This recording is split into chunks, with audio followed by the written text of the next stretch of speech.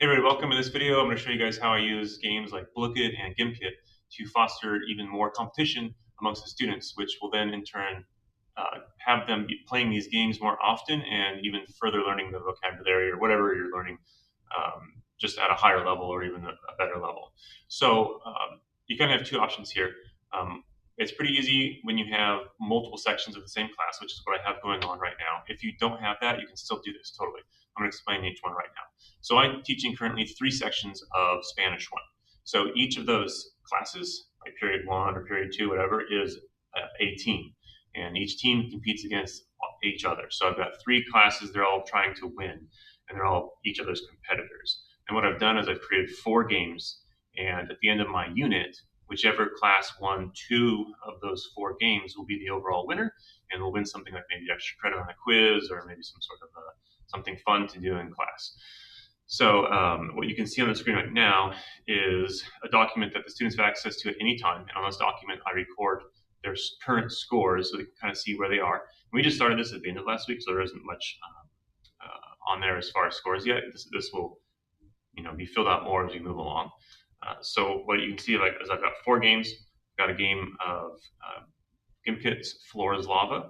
Got a game of Blooket Tower Defense. Those are both going to be live games that the students play in class together.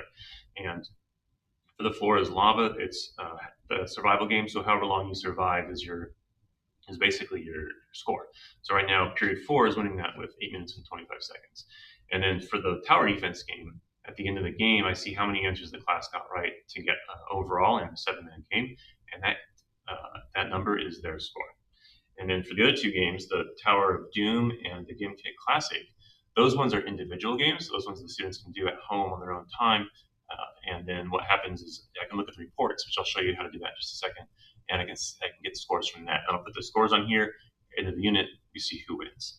For teachers who only have one section, like maybe you're just teaching one French 2 course or whatever, what you can do is put the students in the class in a team. So like if you had God forbid, 40 students, you could have 4 teams of 10. However you distribute those teams or make the teams up, that's up to you.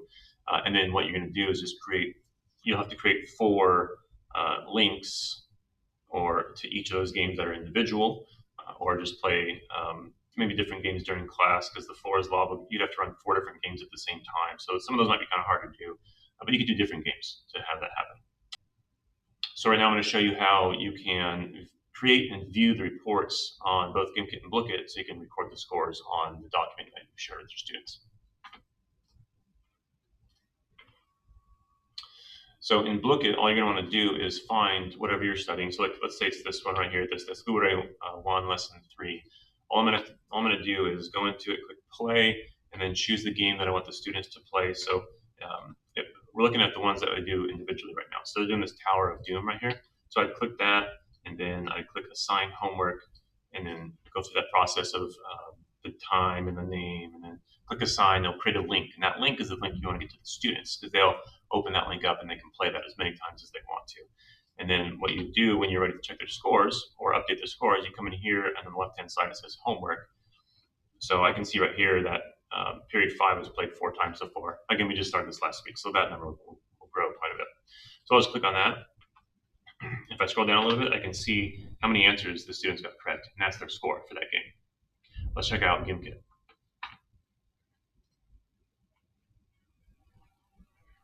So for Gimkit, you kind of do the same thing. You'll go over here to the right, and you'll click assign homework, go through the process of giving it a name and setting the times and stuff like that. And then when you're ready, you'll come over here and click on assignments when you want to check their scores. And I know that period 5 is played, so if I click on period 5 right here, you can see this view report button. I'm going to click on that. And then you click on general overview on the left-hand side, and you can see how many answers they've gotten correct total. And then that's their score for that game. And that's kind of it.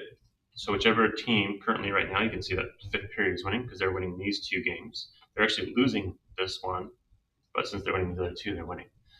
And then we haven't done this one yet. Maybe we'll do it today. We'll have some scores for that as well.